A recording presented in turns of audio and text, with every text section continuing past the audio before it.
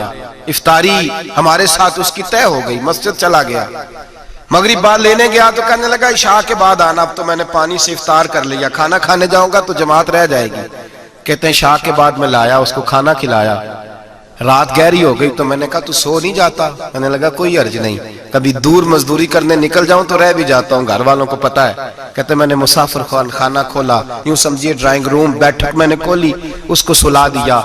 मैं और मेरी बीवी अपनी माजूर बेटी को रोटी देने गए और हमने जाके उसको खाना खिलाया जो टांगों से माजूर थी, और साथ कहा कि बेटी आज बड़ा परहेजगार जवान हमारा मेहमान है, आज चढ़ती जवानी और तकवे की रोशनी उसके चेहरे से चमकती है, क्या बात है, बड़े ही अच्छे घराने का तरबियत याफ्ता है।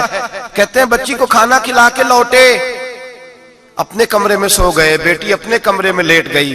तरस गए थे कि बेटी कदमों पे चले। तहज्जुद का वक्त हुआ तो दरवाजे पे दस्तक हुई, बड़ी बेचैनी के साथ उठे मियां बीवी, कौन है? बेटी की आवाज आई, अब्बा जी दरवाजा जल्दी खोलें। कहते हैं कलेजे फटने लगे, जहन बिखरने लगे, सोचे हैं कि वो 2-1 मिनट हमारे ऊपर पहाड़ बनने लगे। दरवाजा खोला तो वो बेटी जिसके लिए तरस गए थे, कभी चलेगी वो अपनी टांगों पे खड़ी है, कभी दौड़ के उधर जाती, कभी दौड़ के इधर आती। बेटियां परेशानी का फोन कर दे तो फिर भी आंसू निकल आते हैं, और बेटी के घर में खुशी आ जाए तो फिर भी माँ बाप रो के ही शुक्र अदा करते हैं, इनके लिए रोते ही रहते हैं। कहते मैं तड़प गया, बीवी भी रोने लगी, बेटे ये क्या हुआ? हम तो मायूस होने लगे थे माज़अल्लाह कि अब तू ठीक नहीं होगी, क्या हुआ? कहने लगे अब्बा जी अम्मा जी आपने बताया ना नेक जवान आया है, नेक आया है, तो मैं आप चले गए तो मेरे दिल में ख्याल आया, ऐ अल्लाह अगर वो वाकई नेक है तो उसके सदके मुझे शिफाई अता फरमा दे। या अय्युहल्लज़ीना आमनू इत्तक़ुल्लाह वब्तगू इलैहिल वसीला, ऐ अल्लाह सेहत ही दे दे। कहते अभी मेरी दुआ भी पूरी नहीं हुई कि मेरा वजूद हरकत करने लगा, और ये देखो मैं उठ के खड़ा हो गई हूँ। कहते हैं हम लोगों ने ये देखा तो भागे उसके कमरे की जानिब, जब दरवाजे पे हाथ रखा तो दरवाजा खुल गया, आगे गए तो पलंग खाली था, एक रुक्का छोड़ गया है। कहने लगा मुझे पता है मेरी हकीकत खुल गई है, मैं तो अल्लाह का बंदा हूँ, अगर तुम्हें मुझसे जरा भी प्यार हो गया है तो फिर मेरे पीछे ना भागना, अल्लाह की बारगाह में झुक जाना, फिर गुनाहों से तौबा कर लेना। कहा वो तरबियत याफ्ता जवान आया है और मुझे बदल गया है। मेरे भाई माँ बाप की जिम्मेदारी औलाद को निखारना है, उनको संवारना है, रोजी रोटी की जिम्मे तो अल्लाह तबारक व तआला ने लिया हुआ है, जो ड्यूटी अल्लाह की थी वो माज़ अल्लाह हमने अपने जिम्मे ले ली है। औलाद को रिज़्क़े हलाल की तरबियत करें, उन्हें हुक्म दें कि वो हाथ ना फैलाएं, उन्हें कहें कि वो मेहनत करके खाएं, लेकिन असल तो उनका इखलाक संवारना है। बच्चे हमारे उनकी पोजीशन इतनी खराब हो जाती है, हम लाड प्यार में इतना जिद्दी कर लेते हैं, जब जिस बच्चे का माँ बाप के साथ गुजारा नहीं, बतलाइए वो बीवी के साथ गुजारा करेगा? जिसका माँ बाप के साथ वक्त नहीं गुजरता वो बहन भाइयों के साथ गुजारेगा? जिसका माँ बाप के साथ वक्त नहीं गुजरता वो कुलीग्स के साथ वक्त गुजारेगा? किस तरह वो अपने आप को, मेरे नबी करीम सैयद आलम सल्लल्लाहु अलैहि वसल्लम ने ड्यूटी लगाई कि माँ बाप अपने बच्चे की तरबियत करें, उन्हें अल्लाह से जोड़ें। तकलीफ में वक्त गुजारा जनाब इस्माइल ने। एक रवायत ऐसी भी मिलती है कि 13 साल हजरत इब्राहिम पलट के गए नहीं बेटे का पता लेने, लेकिन जब भी बेटे ने माँ से बाप के बारे में पूछा कि मेरे वालिद क्यों नहीं आते, तो माँ ने एक ही लफ्ज कहा, बेटे जनाब इब्राहिम अल्लाह के नबी है और अल्लाह के हुक्म से हमें छोड़ गए हैं। ऐसी तरबियत, ऐसी ट्रेनिंग, बच्चे के ज़हन को बदल डाला, उसे अल्लाह वाला बना लिया। और हमारे मुफस्सिरीन ने बहस की है कि जनाब इस्माइल जो अल्लाह की राह में कुर्बान होने को तैयार हो गए, उनके सीने में जो रब करीम का इतना प्यार मौजूद हुआ कि वो गर्दन कटाने पे तैयार हो गए, तो फरमाते हैं ये तरबियत जनाब हाजरा की थी, ये ट्रेनिंग हजरत वो फैजाने नजर था, यहाँ के मकतब की करामत थी। सिखाए किसने इस्माइल को आदाब फर्जंदी? मेरे भाई ये जनाब हाजरा ने तरबियत दी। एक बहुत बड़े मुहद्दिस हैं, इतने बड़े मुहद्दिस हैं कि मेरे नबी करीम की मस्जिद नबवी में वो हदीस के उस्ताद रहे। हजरत रबिया बिन अब्दुर रहमान नबी पाक की मस्जिद नबवी में हदीस के उस्ताद हुए, और हजरत हसन बसरी जो जनाब अली के शागिर्द हैं वो भी हजरत रबिया के शागिर्द हुए। हजरत इमाम मालिक जो 70 साल तक मदीना और मक्का में हदीस पढ़ाते रहे वो भी हजरत रबिया के शागिर्द हैं। इनके वालिद का नाम था अब्दुर रहमान फरोग। तारीख बगदाद में लिखा है कि बनु उमैया के दौर में ताबीन के जमाने में जनाब अब्दुर रहमान बिन फरोग घर से चले गए। एक रवायत है बच्चा छोटा था, एक रवायत है बच्चा अभी माँ के पेट में था, जिहाद करने चले गए। اس دور میں یہ جہاد ہوتا تھا کہ ایک علاقہ فتح کیا تو مسلمان اگلے علاقے میں چلے گئے، اگلا فتح کیا تو اگلے علاقے، ایک کے بعد دوسرے لوگ پلٹ کے نہیں آتے تھے۔ حضرت عبد الرحمن گئے 30,000 دینار بیوی کو دے گئے، کہنے لگے سنبھال کے رکھنا، اور جہاد کرنے نکلے تو 27 سال تک گھر نہیں آئے، اور 27 سال کے بعد آئے تو حضرت ربیعہ محدث بن چکے ہیں، مسجد نبی میں حدیث کے استاد ہیں، بیٹا بہت بڑا شیخ بن گیا، واپس آئے، ہاتھ میں نیزہ ہے، کالی داڑھی تھی ساری سفید ہو گئی، وجود بڑا تگڑا تھا، کمزوری آ گئی، آئے نیزہ پکڑا ہوا ہے، گھوڑے پہ بیٹھے ہیں، مدینہ منورہ میں گھر ہے، دروازے پہ دستک دی، حضرت ربیعہ نے دروازہ کھولا، اندر داخل ہونے لگے تو کہنے لگے بابا تو کدھر گھستا آ رہا ہے؟ کدھر؟ اس نے کہا تو پیچھے ہٹ، تو میرے مکان پہ کب سے قبضہ کر کے بیٹھا ہے۔ بات تیز ہونے لگی، آواز تھوڑی بزرگوں کی بلند ہونے لگی تو اندر سے زوجہ نے سن لیا، وہ دروازے کی اوٹ سے دیکھنے لگی تو پہچان گئی، کہنے لگی ربیعہ پیچھے ہٹ جا، یہ کوئی غیر نہیں ہے، تیرے والد گرامی ہے، یہ تیرے والد ہیں۔ اندر آئے، باپ بیٹا ملے، عصر کی نماز کا وقت ہو گیا، بڑا روئے، 27 سال کے بعد باپ لوٹا، 27 سال کے بعد بڑے روئے۔ نماز کا وقت ہوا تو حضرت ربیعہ جلدی سے وضو کیا، مسجد نبوی شریف چلے گئے۔ جناب عبد الرحمن فروغ نے ابھی کھانا وانا کھانا تھا، کھانا کھانے بیٹھے تو حکم دیکھے شوہر کیا کرتا ہے، یہ نہیں پوچھا کہ 27 سال حال کیا رہا، پوچھنے لگے میں تجھے 30,000 دینار دے گیا تھا وہ کدھر ہے؟ تو زوجہ کہنے لگی کھانا کھا لو، عصر کی نماز پڑھ کے آؤ، پھر بتاتی ہوں پیسے کہاں ہیں، آپ کی رقم بڑی اچھی جگہ پہ محفوظ ہے۔ کہتے ہیں میں نماز پڑھنے مسجد گیا، عصر کی نماز کے بعد میرے نبی پاک کے منبر پر ایک نوجوان بیٹھا ہے، گھر میں تو ان کا انداز ٹوپی پہننے کا تھا نا، سادے عام لباس میں، مسجد نبی میں جبہ پہنا ہے، سر پہ امامہ ہے، خوبصورت لب و لہجے میں رسول اللہ کے منبر پر بیٹھ کر، نبی پاک کے منبر پر بیٹھ کر، پتہ نہیں آپ کو اس بات کی لذت نصیب ہو رہی ہے کہ نہیں، عام جگہ نہیں، نبی پاک کے حضور کے منبر پر بیٹھ کر نبی پاک کی حدیثیں سنا رہے ہیں، اتنا بڑا مقدر۔ کہتے ہیں حضرت امام مالک جیسے لوگ، خواجہ حسن بصری جیسے لوگ کاغذ قلم لے کے حدیثوں کی سماعت کر رہے ہیں، ان سے درس لے رہے ہیں۔ جناب عبد الرحمن کہتے ہیں میری نظر اٹھی، کچھ بوڑھا ہو گیا تھا، کچھ اس وقت وہ ٹوپی میں سادے لباس میں تھے، پہچان نہ پایا۔ ایک شخص سے پوچھا یار ہے تو جوان پر اس کے چہرے کی نورانیت میرے دل کو بھا گئی ہے تو جوان پر اس کا حدیثیں بیان کرنے کا انداز میری طبیعت کو گھائل کر گیا، یہ کون ہے جو نبی پاک کی مسجد میں بیٹھ کے حدیثیں بیان کر رہا ہے؟ تو کہتے ہیں امام مالک کہنے لگے بابا جی چپ کر جاؤ، ہمارے استاد کے بارے میں اونچے لب و لہجے میں بات نہ کرنا، دیکھتے نہیں کتنے کتنے لوگ بیٹھے ہوئے خاموشی سے۔ تو میں نے کہا مجھے بھی تو بتا دو نا ہے کون؟ تو کہنے لگے کوئی عبد الرحمن فروغ نام کے بزرگ ہیں، یہ ان کے بیٹے ہیں، ربیعہ نام ہے۔ کہتے ہیں جب لفظ کہے تو میرے آنسو چھلک کے باہر آئے اور میں حضور کی مسجد میں گر گیا اور رونے لگا کہ یہاں اور میرے رسول پاک سید عالم صلی اللہ علیہ وسلم کے منبر پر اور میرا بیٹا۔ کہتے ہیں میں تڑپ کے گھر گیا اور گھر جا کے میں نے اپنی بیوی کو جب دیکھا تو میرے آنسو نکل گئے، میری بیوی سمجھ گئی کہ یہ میرے محدث بیٹے کو دیکھ آیا ہے۔ کہتے ہیں بیوی رو کے کہنے لگی میں نے آپ کے 30,000 دینار آپ کے بیٹے کو مصطفیٰ کریم کی حدیث کا استاد بنانے میں خرچ کر دیے، میں نے وہ 30,000 دینار خرچ کر دیے، 30,000 دینار آپ کا بیٹا میں نے۔ تو کہتے ہیں میں اپنی بیوی کی طرف دیکھنے لگا، میں نے کہا قربان جاؤں، میں اگر اللہ کے دین کے رستے میں تھا تو نے میرے ساتھ نیکی کی ہے، میرا بیٹا بھی دین کے رستے پہ لگا دیا۔ میرے بھائی اللہ سے جوڑا، اللہ سے جوڑا ان لوگوں نے اپنی اولادوں کو، رب کریم والا بنایا ان لوگوں نے اپنی اولادوں کو۔ اور پھر جب ارشاد فرمایا کہ چھوٹی چھوٹی برائی، ایک لقمہ حرام سے بھی وہ لوگ بچے، اور پھر جو آیت نمبر 18 نے کہا کہ وَلَا تُصَغِّرْ خَدَّكَ لِلنَّاسِ، بیٹے منہ پھیر پھیر کے نہ جا، پھیر پھیر کے نہ جا۔ اگر آپ ناراض نہ ہوں تو ہم تربیت دیتے ہیں، کہتے ہیں اس بچے کے ساتھ نہ پھرا کر، یہ غریب ہے، اس کے ساتھ نہ پھرا کر۔ وَلَا تَمْشِ فِي الْأَرْضِ مَرَحًا، حضرت لقمان بیٹے سے کہتے ہیں منہ پھیر پھیر کے لوگوں سے بات نہ کر اور اکڑ اکڑ کے نہ چل۔ إِنَّ اللَّهَ لَا يُحِبُّ كُلَّ مُخْتَالٍ فَخُورٍ، اللہ کو وہ پسند ہی نہیں جو اکڑ اکڑ کے چلے اور اترائے۔ ابھی بھی رواج ہے، کہتے ہیں دوستی لگانا تو اپنے برابر کے دوستوں سے، ایسے نہ وہ ہمارا سٹیٹس ہی نہیں، ابھی بھی وہ فرق جو تو سید بھی ہو، مرزا بھی ہو، افغان بھی ہو، تم سبھی کچھ ہو، بتاؤ کہ مسلمان بھی ہو۔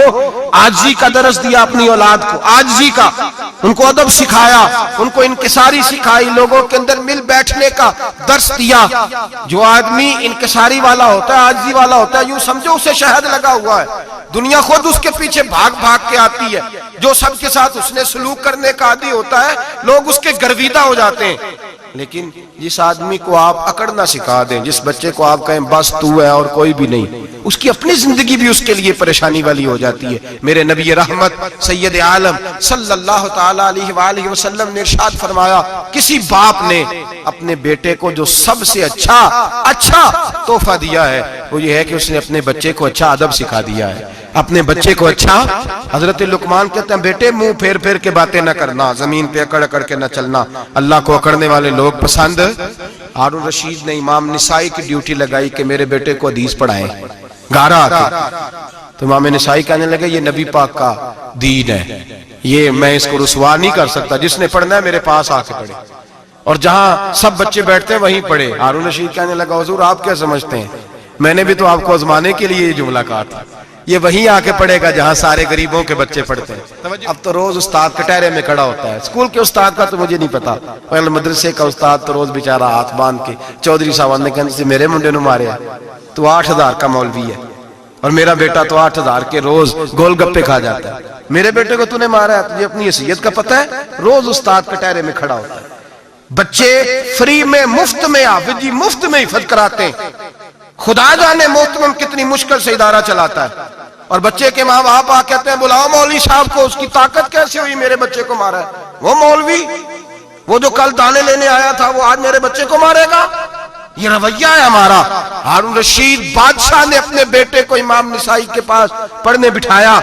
ایک دن حضرت کہاں لوگ کہتے بس بس بیٹا ٹھیک ہے، سیدھا سیدھا تو دین سیکھ کے آیا، ایسے کسی درویش کا مرید ہونا اور کسی عالم کی نوکری کرنا، تو بالکل ٹھیک ہے، پیر اساں بھی رکھے نے، یہ کہ تیرا طریقہ ہے، تو پیچھے لگ گیا ہے، یہ کس طرح کا تیرا رویہ ہے؟ ہارون رشید بادشاہ، ہارون رشید وقت کا مطلق العنان بادشاہ، امام نسائی ان کے بیٹے کے استاد ہیں، امام نسائی رحمت اللہ علیہ کے پاس بیٹا پڑھتا ہے، ہارون رشید گزر رہا تھا تو بیٹا وضو کرا رہا ہے، شہزادہ وضو کرا رہا ہے استاد جی کو، اور پیر دھلا رہا ہے۔ ہارون رشید گھوڑے سے گزرا تو اس نے دیکھا خانقاہ کے باہر، مدرسے کے باہر استاد جی وضو کر رہے ہیں اور بیٹا وضو کرا رہا ہے، سراہی پکڑی ہے، لوٹا پکڑا ہے، استاد جی پیر دھو رہے ہیں۔ ہارون رشید غصے سے اترا، ساتھ بہت سارے سپاہی تھے، انہوں نے کہا کہ یہ مولوی کو مارے گا، مولوی کو مارے گا کہ تو کس طرح میرے بیٹے سے یہ کام کاج کرا رہا ہے؟ کہتے نیچے اترے اور ہارون رشید نے جا کے نا زور سے ایک تھپڑ اپنے بیٹے کے چہرے پہ مارا۔ بیٹا کہنے لگا ابا جی میری غلطی کیا ہے؟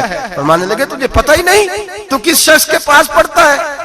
تو پانی ڈال رہا ہے، تیرے استاد کو اپنے ہاتھوں سے اپنے پیر دھونے پڑ رہے ہیں، بیوقوف، ایک ہاتھ سے پانی ڈال اور دوسرے ہاتھ سے استاد کے پیر دھو، تجھے پتہ ہی نہیں کہ یہ شخص جب نبی پاک کی حدیثیں بیان کرتا ہے تو کئیوں کو مصطفیٰ کا دیدار نصیب ہو جاتا ہے۔ یہ پتہ نہیں تو کس محدث کا شاگرد ہے، ایک ہاتھ سے پیر پہ پانی ڈال دوسرے ہاتھ سے دھو، اس لیے کہ باندھ علموں جو کرے فقیری وہ کافر مرے دیوانہ ہو۔ اگر تو نے دنیا میں کامیاب ہونا ہے تو اس سے فیض علم حاصل کر، بیٹے یاد رکھ، اگر تو اس کی بارگاہ میں حاضری دے گا تو تو آگے بڑھے گا۔ حضرت عمر بن عبدالعزیز کتنا بڑا شخص ہے، ثانی عمر کہا گیا، ثانی عمر کہا گیا۔ حضرت عمر بن عبدالعزیز رحمت اللہ علیہ، حضرت صالح بن کسان ایک محدث تھے مدینے کے، ان کے شاگرد تھے۔ بچوں کو ہم آج ہی کہاں بچے ادب کرتے ہیں ساتھ جا کہاں ادب کرتے؟ ایک اسٹوڈنٹ مجھے کہنے لگا جی ہم ادب کرتے تھے جب تک استاد ٹیوشن نہیں لیتے تھے، اب استاد بھی تو ٹیوشن لے کے پڑھاتے ہیں۔ اور میں نے کہا خدا کے بندے کیا دے سکتا ہے تو استاد کو؟ حضرت علی فرماتے ہیں جس نے ایک لفظ پڑھایا مجھے گلی میں کھڑا کر کے بیچ بھی سکتا ہے، تو نے قیمت کیا ڈالی ہے؟ استاد کچھ بھی کر لے، استاد نے تو استاد ہی رہنا ہے نا میرے بھائی، لیکن وہ لب و لہجہ ہمارا موجود ہے۔ مجھے ایک دفعہ میرے کالج کے لوگوں نے بلایا، کہنے لگے آپ یہاں بھی پڑھے ہوئے ہیں اور مدارس میں بھی، تو ذرا فرق بیان کریں کالج کا اور مدرسے کا، کچھ بیان کریں۔ میرے ٹیچرز بھی تھے بہت سارے، تو میں نے کہا معذرت کے ساتھ یہاں تو بڑا مشکل ہو جائے گا بات کرنا، لیکن ایک جملہ میں نے مدرسے اور کالج میں ایک فرق محسوس کیا ہے۔ ہمارا مدرسے کا طالب علم آج بھی ہمارے جوتے اٹھا کے آگے رکھتا ہے، وہ آج بھی استاد کی موٹر سائیکل کو ٹاکی مارتا ہے، آج بھی صاف کرتا ہے۔ ہمارا مدرسے کا طالب علم آج بھی استاد کو پشت نہیں کرتا، لیکن کالج کا طالب علم پوچھتا ہے اسلام یہ تعالیٰ آیا ہے، انگریزی والا ہے. میں نے کہا اس کے تو لب و لہجے میں ادب نہیں ہے. اس لیے میں نے دونوں جگہ وقت گزارا تو میں سمجھا ہوں بڑے حالات خراب ہیں مدرسوں میں بھی. اب وہ کیفیت نہیں رہی جو بزرگوں کی تھی، لیکن پھر بھی اگر ادب ہے تو مدارس میں ابھی بھی ہے، ابھی بھی خانقاہوں میں ادب ہے، یہاں ابھی بھی خیر کی توقع موجود. وہاں سے تو رخصت ہو گیا، وہاں تو معاملہ اور طرح کا ہو گیا. اللہ ماشاءاللہ. حضرت عمر بن عبدالعزیز جناب صالح بن کیسان کے پاس پڑھتے تھے، اسٹوڈنٹ تھے، اور پھر بعد میں آپ ان کے مرید بھی ہوئے، باقاعدہ درس لیتے تھے طریقت کا. حضرت جناب صالح بن کیسان کے پاس تعلیم تھی. ان کے والد جناب عبدالعزیز اس وقت مصر میں بہت بڑے تاجر تھے، جناب عمر بن عبدالعزیز کے والد. تو ان کے پاس چھوڑ گئے، کہا میرے بیٹے کی صرف ان کو دین نہ پڑھانا، اس کی روحانی تربیت بھی کرنا. ایک دن استاد جی نے عصر کی نماز کا سلام پھیرا تو حضرت عمر بن عبدالعزیز کھڑے ہو گئے، ایک رکعت ان کی رہتی تھی پیچھے. تو آپ نے نماز کے بعد بلایا اور بڑے میٹھے لب و لہجے میں کہا عمر کیا بات ہے تیری ایک رکعت رہ گئی؟ تو کہنے لگے استاد جی میں کنگھی کر رہا تھا، شیشے کے آگے کھڑا تھا، تو آئینہ دیکھتے دیکھتے بال سوارتے سوارتے مجھے پتہ ہی نہیں چلا، جب آیا ہوں تو لیٹ ہو گیا. حضرت صالح بن کیسان رحمت اللہ علیہ نے ان کے والد کو مصر میں خط لکھا، فرمایا آپ کا بیٹا میری پوری فرما برداری نہیں کرتا، کل کو مجھے نہ کہنا تربیت صحیح نہیں ہوئی. آج فلاں تاریخ کو اس نے ایک رکعت پوری چھوڑ دی ہے جماعت کے ساتھ، اس لیے کہ وہ کنگھی کر رہا تھا بالوں کی، پوری رکعت چھوڑ دی ہے. ابا جی بہت بڑے تاجر تھے، پر انہوں نے یہ نہیں کہا کہ مولوی تو پاگل ہو گیا، اس کو تو پتہ ہی نہیں کیا ہو گیا، ابھی بچہ ہو جائے گا سیانا، کوئی بات نہیں ٹھیک ہو جائے گا. حضرت عبدالعزیز نے وہاں سے ایک شخص بھیجا پیسے دے کے، گھوڑا دے کے، فرمایا مدینے جاؤ، اور سیدھا مدینے آیا. حضرت عمر بن عبدالعزیز کو گھر سے اچکا، بلایا نہیں، زبردستی پکڑا، اچک کے گھوڑے پہ بٹھایا، حجام کی دکان پہ لے گئے، فرمایا اس کی ٹینڈ کر دو. نے بال کاٹ دیے اور بال کٹوا کے سیدھے حضرت صالح بن کیسان کے پاس لے گئے. کہنے لگے حضور یہ کھاتا ہے اس کے والد کا، میں نے اس کی ٹینڈ کرا دی ہے، جس بالوں کی وجہ سے اس کی جماعت رہ گئی تھی میں نے وہ بال ہی ختم کر دیے. تو اس کے والد کہتے ہیں آپ ذرا ذرا سے بھی بات، ایک ذرہ برابر بھی بچے کے اندر ہم کوتاہی برداشت، ہم اسے سنوارنا چاہتے ہیں، معاشرے کو دینا چاہتے ہیں، ہم ایک خوبصورت انسان بنانا چاہتے ہیں. تو حضرت لقمان کہنے لگے بیٹے تو چہرہ رخسار بدل بدل کے لوگوں سے بات نہ کر، اکڑ کے نہ چل، اس لیے کہ اللہ کو اکڑنے والے پسند. تو کیا کر وقصد فی مشی کا وغضض من صوتک، درمیانی چال چل، آواز کو پست رکھ. ہم اپنے بچوں کو میانہ روی کا درس نہیں دیتے. اگر کسی کے پاس بہت زیادہ پیسے ہیں تو وہ بس کہتا ہے میرا بیٹا، میں نے سارے لاڑ دیکھے ہیں، میں نے ہر خواہش پوری کی ہے. یہ تو کوئی عقل مندی کی بات نہیں. ضرور خواہشات پوری کریں، اگر ہیں تو کنجوسی کرنے سے منع کیا ہے نبی پاک صلی اللہ علیہ وسلم. لیکن بچے کو معتدل رکھیں، اسے دھوپ اور چھاؤں دونوں کا پتہ ہونا چاہیے. اگر زمانے میں کبھی کڑی دھوپ آ جائے تو اسے اندازہ ہو کہ میں نے یہاں کیسے کھڑے ہونا ہے. اس کو درمیانہ اور میانہ روی کا اسے درس دیں، اسے پتہ ہو، وہ نرم دل بھی ہو اور برائی کے مقابلے میں ڈٹ جانے کی طاقت بھی رکھتا ہو. بچے کو درمیانہ رستہ، میرے نبی کریم علیہ الصلوۃ والسلام نے فرمایا ما علم نقتصد، جو درمیانی چال چلتا ہے وہ کبھی تنگ نہیں ہوتا. اور خیر الامور اوسطها، سب سے بہترین رستہ وہ ہے جو درمیانہ ہوتا ہے، جس میں افراط و تفریط نہیں ہوتی.